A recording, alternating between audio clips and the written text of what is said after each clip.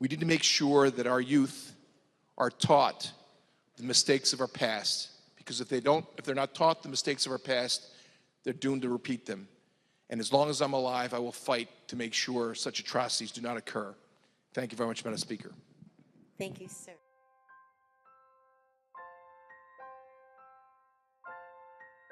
So good afternoon, Aaron. My name is Tom O'Day. I'm a state representative for the 125th District, which represents most of New Canaan and part of Wilton. I was elected initially in 2012, sworn in 2013, and I'm running again this November. And I'm looking forward to continue to represent New Canaan and part of Wilton up in Hartford. After graduating law school, I got involved in local politics and I ran the Bush-Cheney campaign in Fairfield County.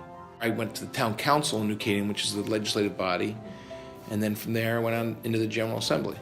The first day in the General Assembly during a session day, so I remember vividly having a bill come out that I had tried to get fixed at a committee. I went to one of the whips who had been in Hartford for 20 plus years, and he said, well, listen, we can go to the legal counsel and we can get it amended, but it'll take a number of hours. And I said, well, what if I just go talk to the proponent of the bill, the Democrat who's offering this bill? And I say, I can fix it. He goes, well, you're wasting your time. So I go down to the Democrat proposing the bill, and I spoke really fast, and he said, whoa, who are you?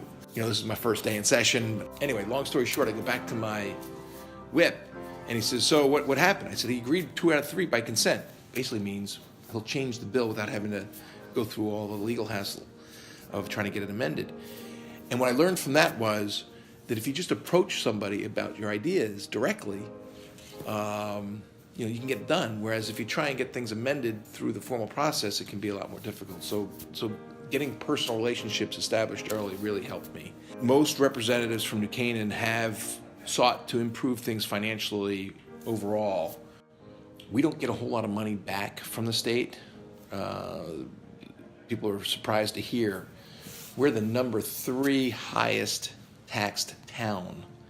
We send roughly $225 million in income tax to the state of Connecticut, and we only get back roughly $1.5 million, $2 million. The main goal for me is getting our economy back on track. We've overtaxed our constituency, both the residents and the businesses. What we need to do is reduce our spending so we can reduce taxes and make Connecticut a more economically friendly place to live and retire.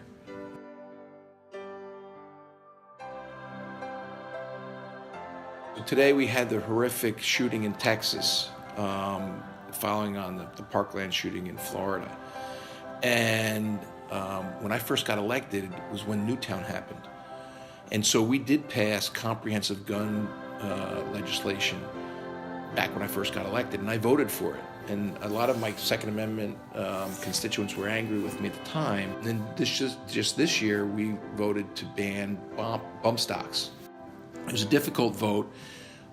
In New Canaan, believe it or not, we have a crisis team that meets monthly on how to improve our school safety in New Canaan alone. So going over how we can improve school security and having police have access to the internal cameras in the schools during emergencies and how to make that happen seamlessly. Somewhere in the middle is a compromise as to what should be regulated and prevented from people to have.